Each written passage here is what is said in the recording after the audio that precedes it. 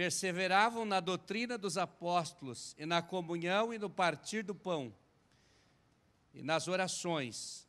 Em cada alma havia temor, e muitas maravilhas e sinais se faziam pelos apóstolos. Todos os que criam estavam juntos, e tinham tudo em comum. Vendiam suas propriedades e fazendas, e repartiam com todos segundo cada um tinha necessidade. E perseveravam unânimes todos os dias, no templo, e partindo o pão em casa, comiam juntos com alegria e singeleza de coração, louvando a Deus e caindo na graça de todo o povo. E todos os dias acrescentava o Senhor à igreja aqueles que se haviam de salvar. Amém. Sentai-vos, meus amados irmãos. Quero ser rápido nesta introdução, visto que queremos ouvir o servo de Deus, pastor Adriano Sibem, mas deixar aqui esta palavra dizendo aos irmãos, para que nós possamos ver a igreja do Senhor crescer com qualidade, crescer com espiritualidade, um povo saudável, um povo decidido, um povo que realmente serve o Senhor. Nós precisamos de uma igreja que faça discipulado constantemente. Estamos atingindo todas as faixas etárias com nosso discipulado, discipulando crianças, que hoje temos em torno de 3 mil e poucas crianças que estão fazendo discipulado, discipulando os adolescentes. E hoje eu fui perguntado por um dos adolescentes que apresenta o programa radiofônico, qual era a importância de discipular o adolescente. Eu disse para ele, é importante você se tornar um discípulo que aprende a servir a Jesus em casa e aprende na igreja do Senhor, para se tornar um servo de Deus maduro e preparado para enfrentar a sociedade. Nós temos discipulado também para os jovens. Temos um número grande de jovens que estão sendo discipulados, mas estamos fazendo também discipulado com os novos convertidos, e agora, hoje à noite, será feito o lançamento oficial da nossa revista, que é o discipulado para toda a família. Nós sabemos que precisamos, nesses últimos dias, trabalhar em favor da família. Terá um fórum essa semana, em Florianópolis, na segunda-feira, onde houve um despertar no coração de algumas autoridades para falar sobre família, sobre os ataques satânicos e também humanos contra a família. E nós queremos ver se participaremos lá com mais alguns irmãos, para vermos os temas que estarão sendo abordados ali em benefício da família. Mas a igreja do Senhor em Joinville já está acordada há muito tempo. Estamos já trabalhando com as famílias, e há alguns anos já, a nossa agenda traz o tema defendendo a família, cuidando da família, protegendo a família, trabalhando em favor da família, porque nós entendemos que esse era o segredo para nós manter uma família unida, uma igreja unida, uma igreja avivada, uma igreja que faz missões e uma igreja relevante. É um tema que também foi abordado pela nossa diretoria e colocado a nível de convenção.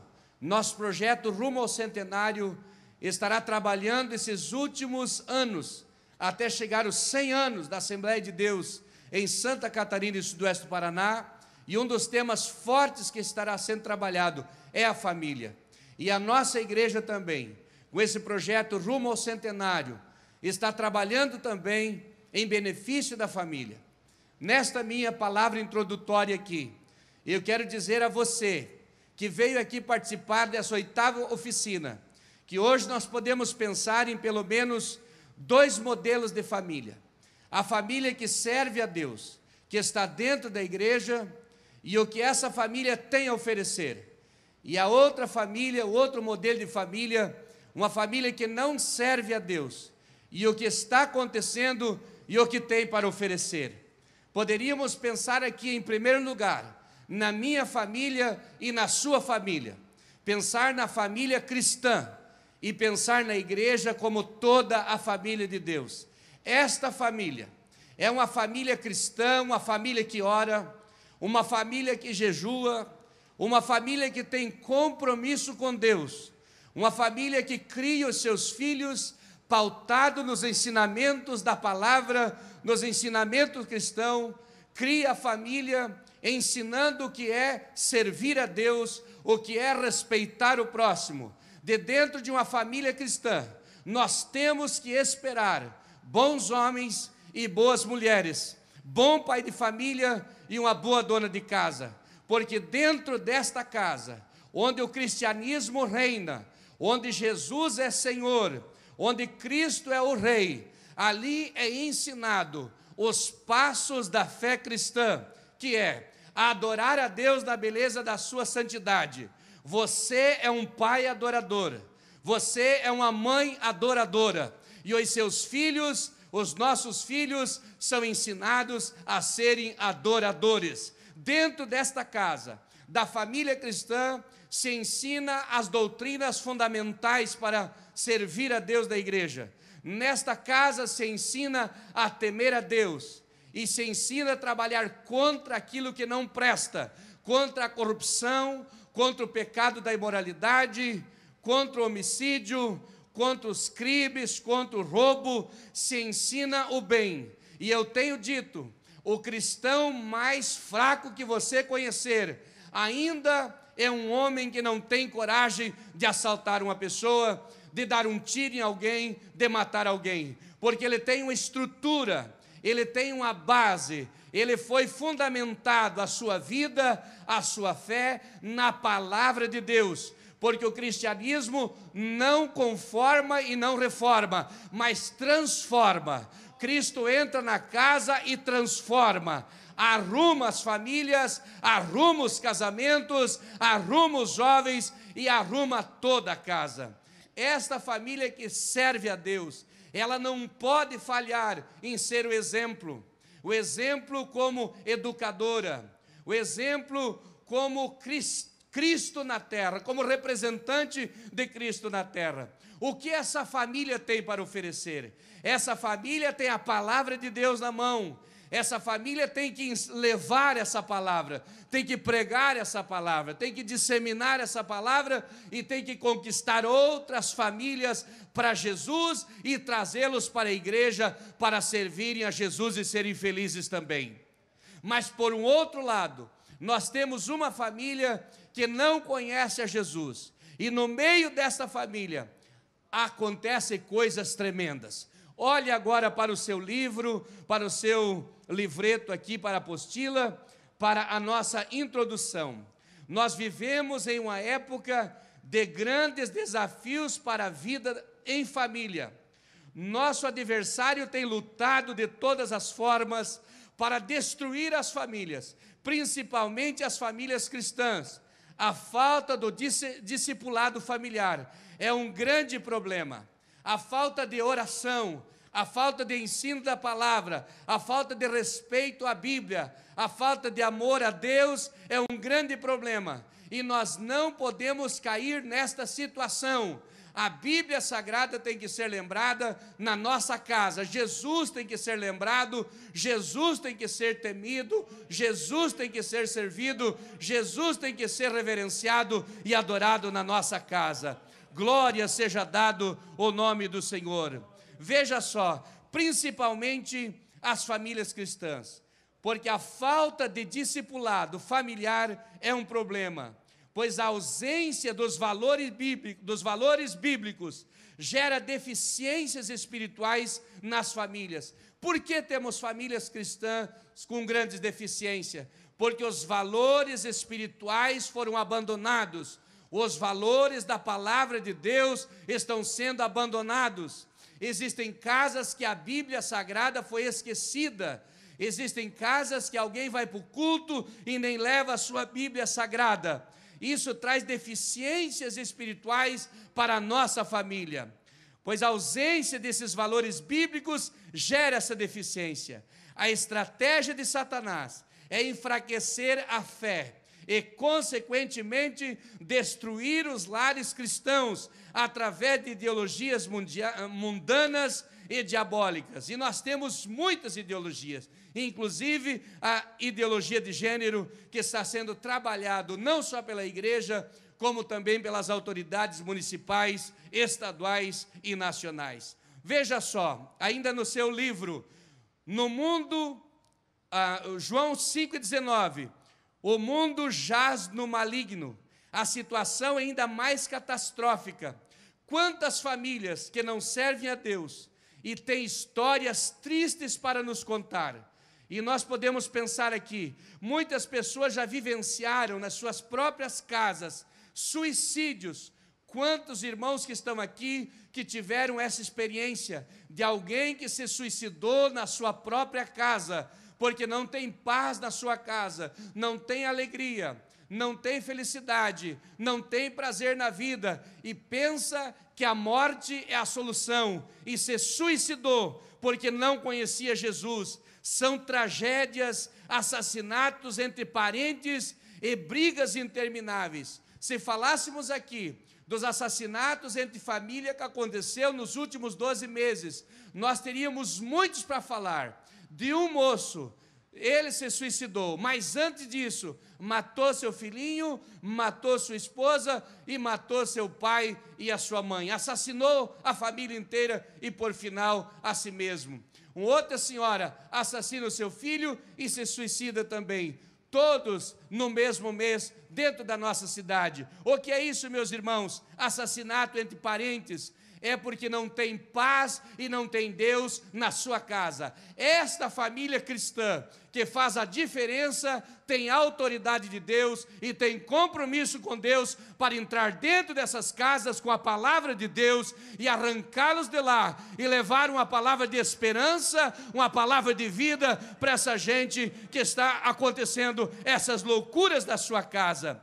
Brigas intermináveis por causa de ciúmes, falta de confiança de um para com o outro, e outros por causa da traição. O adultério não é mais notícia, a traição, o sem-vergonhismo dentro das casas é um caos da sociedade. Onde está a esperança da sociedade? Onde está a saída para essa sociedade? Onde está a resposta para o grito desesperador da sociedade e da família? Está em mim e em você. A resposta para a sociedade está nas mãos da igreja, está na boca do cristão que serve a Deus e teme a Deus. Você é responsável, como família cristã, de levar uma palavra aos perdidos da cidade, aos perdidos da terra.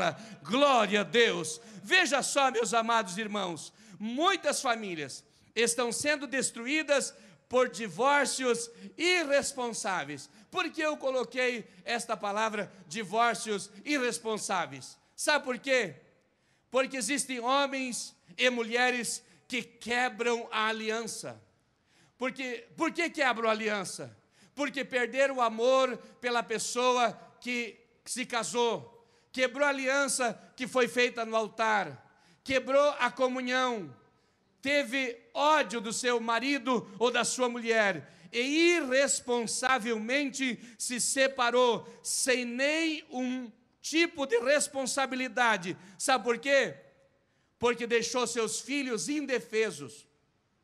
Quantas crianças estão em lares esperando para serem doados, cujos pais, na ignorância, na dureza, na irresponsabilidade, se separaram e deixaram seus filhos soltos sem ter para onde ir? O que é isso? Irresponsabilidades, filhos indefesos. Se um menino pequeno, uma menina pequena, pudesse impedir a separação do pai e da mãe, eles fariam. Quantas lágrimas, quanto choro nas casas dos casais que não se entendem, e quem sofre são os inocentes, quem sofre são os indefesos. Nós podemos imaginar a tristeza do coração de um filho abandonado, a tristeza do coração de uma criança abandonada, de uma mulher abandonada, de um marido abandonado. Você poderia imaginar a tristeza do coração desta vida, porque foi abandonado? O que é isso? famílias que não têm Deus. E o resultado vem depois: miséria, quanta gente passando fome, pobreza, desemprego, gente na rua, multiplicando os assaltos, roubos, suicídio, homicídio e tanta loucura, que se mata sem remorso algum, se troca de família, de mulher ou de marido, como trocar de camisa ou trocar de sapato. Essa é a situação da sociedade, mas a resposta desta sociedade que chora, que geme, que derrama sangue, está nas mãos de quem? Está nas mãos da igreja. Se a igreja se levantar, Deus tem uma palavra, Deus tem autoridade para quebrar as algemas, para cortar as correntes, para queimar as cordas e libertar uma sociedade que está no caos e precisa de socorro. Levante a mão para o céu para adorar a Jesus.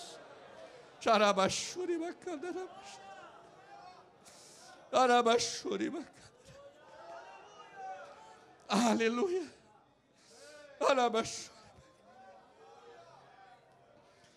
Aleluia.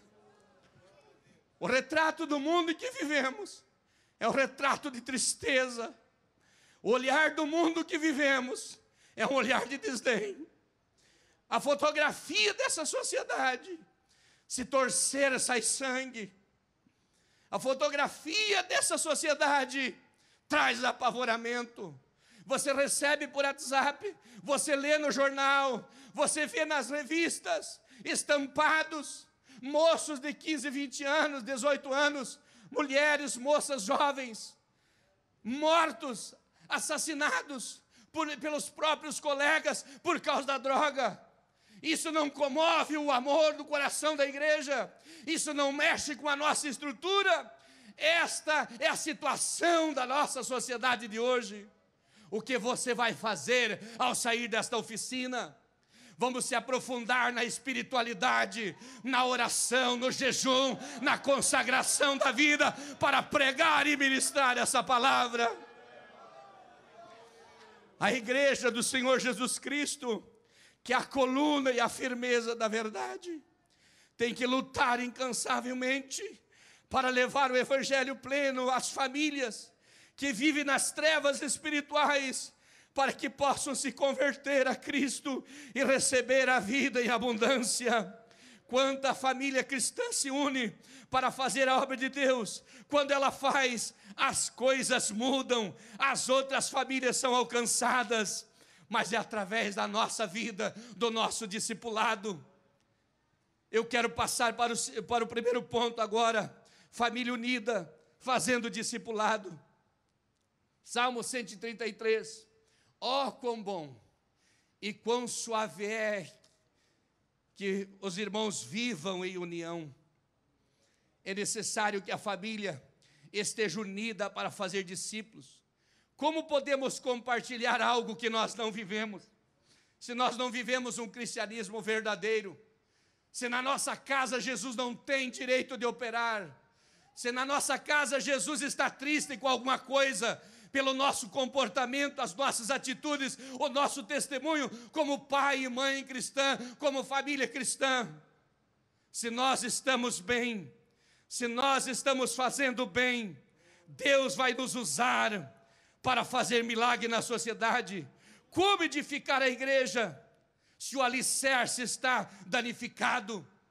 Eu creio que essa palavra não é só para provocar o nosso sentimento da evangelização e do discipulado, mas é também para provocar dentro de nós um sentimento de colocar a nossa cara no pó, os nossos joelhos no chão e clamar ao Senhor que nos segure nas suas mãos cheias da sua graça. Glória a Deus. O futuro de qualquer sociedade depende de apenas uma coisa: a família. A família é o alicerce da igreja. Ela precisa estar firme diante de Deus, unida para cumprir a sua missão. Deus disse para Abraão: abençoarei os que te abençoarem, e amaldiçoarei os que te amaldiçoarem, e em ti serão benditas todas as famílias da terra. Observamos nesse texto bíblico que a bênção de Deus não está vinculada a indivíduos, mas está vinculada às famílias. A família deve viver em unidade, pois ela tem um papel importante no plano de Deus. Quando a família se fragmenta, ela perde o equilíbrio espiritual, se desfuncionaliza, e muitas vezes a iniquidade assume o controle. E quando a iniquidade assume o controle, entra a desunião, e muitas famílias têm naufragado na imoralidade sexual, na miséria, na violência, na insegurança. É impossível algum indivíduo ir bem na fé se ele não vive bem na sua casa, com a sua própria família. Não tem como adorar a Deus na igreja e negá-lo em sua casa com o seu comportamento. Deus tem falado comigo, Deus tem despertado o meu coração. Eu preciso, como pastor, não como pastor, como servo de Deus, colocar mais os meus joelhos no chão, esfregar mais a minha cara no pó, reconhecer mais a fragilidade como homem, a fraqueza como homem, para interceder por essa igreja e convidar a igreja, se unam comigo e vamos para a oração, porque uma igreja que tem força e autoridade, não tem demônio que possa com essa igreja. Glória seja dada ao nome do Senhor. Não posso pregar na igreja e negar Jesus em casa com a minha vida. A palavra de Deus nos mostra que orações são impedidas pela conduta errada no relacionamento familiar, quando se fala de marido e mulher. Quanta gente pregando a palavra, mas a sua vida conjugal está quebrada, está arrebentada. Assim, a autoridade ministerial de um homem de Deus é vinculada à sua vida familiar, à sua vida com Deus. E o mover de Deus e o avivamento estão ligados à restauração da família. Daí vem Malaquias 4 e 6, onde diz que Deus vai converter o coração dos pais aos filhos, dos filhos aos pais. É um conserto dentro de casa. Eu tenho acertado casais, eu tenho acertado ou ajudado a consertar crianças, adolescentes revoltados contra o pai, contra a mãe, que não se dão mais. Mas Deus está interessado em converter o coração dos pais aos filhos, dos filhos aos pais, e unir a família, e fazer uma família forte, cheia do Espírito Santo, glória a Deus. E Joel capítulo 2, verso 28 e 29, a Bíblia diz que nos últimos dias Deus derramaria do seu Espírito Santo sobre toda a carne. Os filhos iriam profetizar, os velhos teriam sonhos e teriam visões, porque do seu Espírito seria derramado.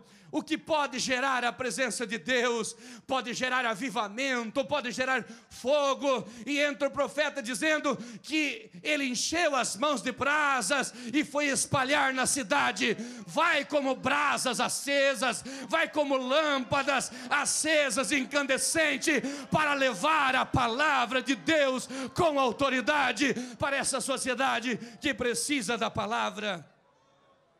O dever de toda a família salvas é compartilhar o Evangelho com outras famílias que ainda não conhecem a Cristo, fazer delas as suas discípulas. O discipulado familiar não é algo novo. Vemos no Antigo Testamento e no Novo Testamento Deus chamando famílias para ensinar outras famílias sobre o grande plano de Deus. E eu citei aqui a família de Abraão.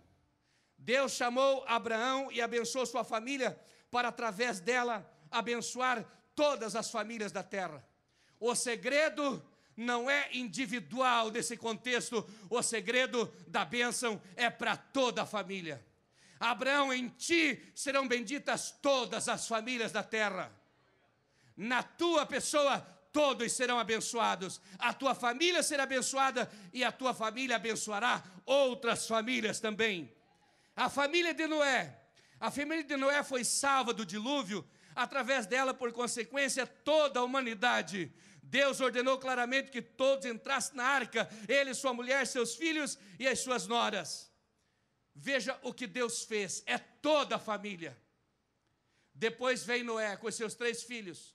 Um deles recebe a bênção de dividir as terras, outro de dividir as nações, e outro para implantar os governos, a autoridade que Deus deu através da família de Noé. Deus quer dar autoridade através da sua família. Deus vai abrir as portas para os seus filhos através da tua oração. Deus vai abençoar o seu vizinho, a sua rua e o seu bairro através de mim e através de você também. Veja a família de Obed-Edom.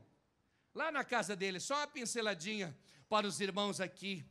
A Arca da Aliança representava a presença de Deus.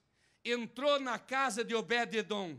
E durante o tempo que ficou lá, toda a sua casa foi abençoada e serviu de testemunho aos judeus e aos gentios da bondade de Deus. Toda a sua casa, não só Obed-Edom. A família de Cornélio, quando o anjo apareceu para ele, ele chamou os seus vizinhos, em Atos 10 e 24, reuniu todos e mandou chamar Pedro. Foi ele, a sua casa e os seus vizinhos abençoados. Deus tem segredo com a família inteira. Deus tem mistério com a família inteira. E nós poderíamos citar Ló.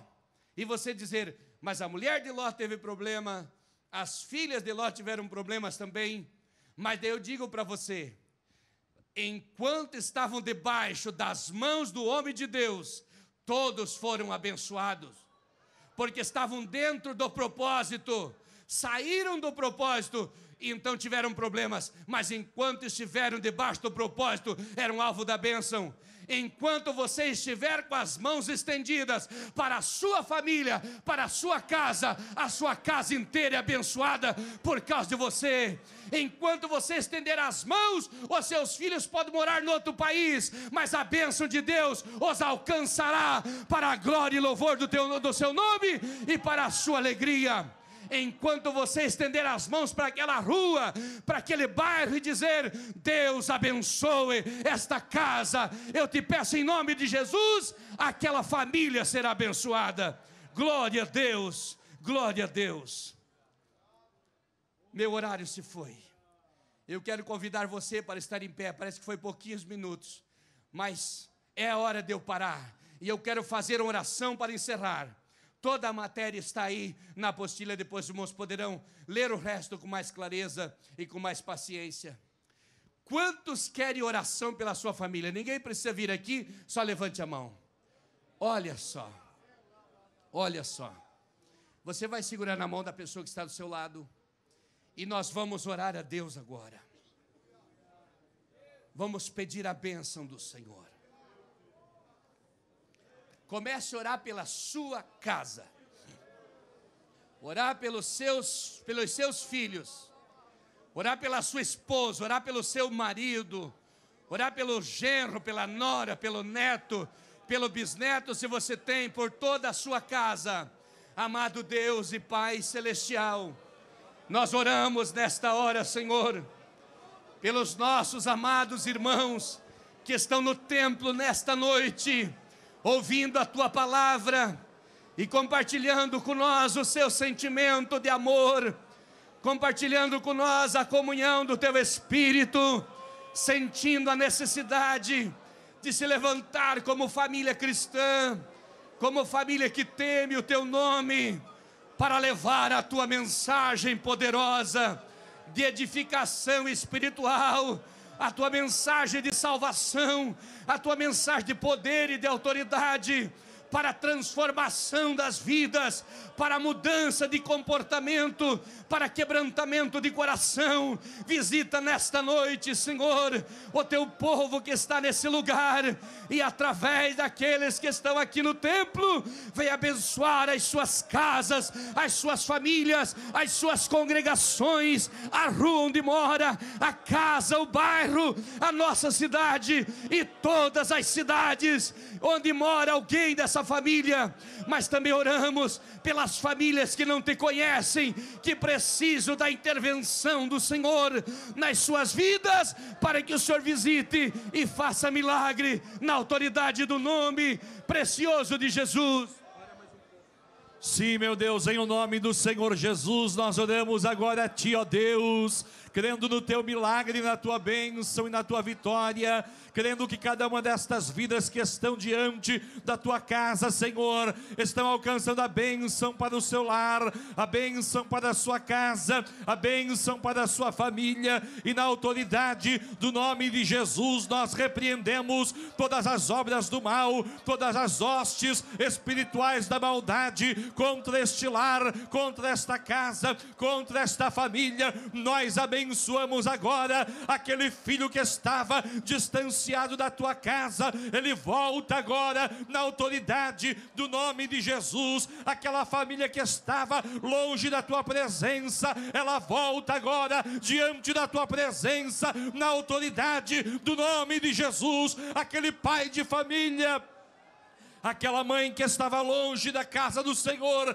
ela se volta agora ao Senhor, ao teu nome, à tua palavra, e faz um concerto contigo. Deus, nós cremos no mover do Senhor, na glória do Senhor, e esta oficina do discipulado trará milhares e milhares de vidas aos teus pés. A tua graça, a tua presença, o teu Espírito Santo nesta noite, ele é derramado sobre a nossa vida, ele nos capacita, ele nos enche, ele transborda sobre nós.